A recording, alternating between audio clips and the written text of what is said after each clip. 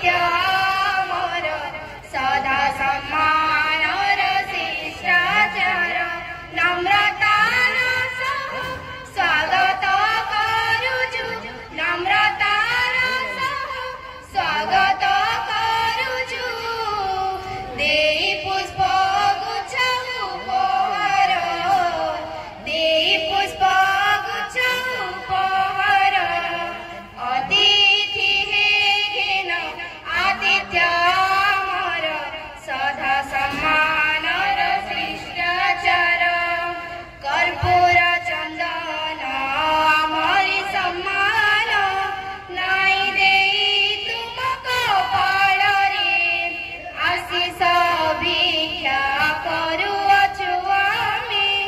आपणक पद जुगल रे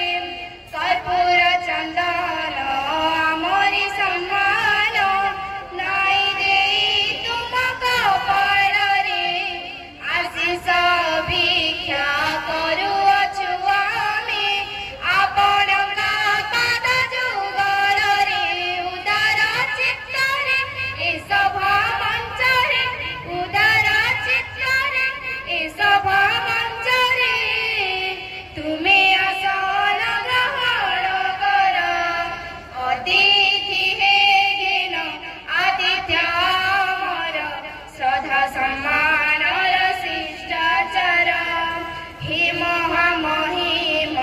तुमरि मुखरु शुणिबाकु अभिभाषण चाहि बसिछन्ति छात्र छात्री गढी नुआ वातावरण हे महामहिम तुमरि मुखरु शुणिबाकु अभिभाषण चाहि बसिछन्ति छात्र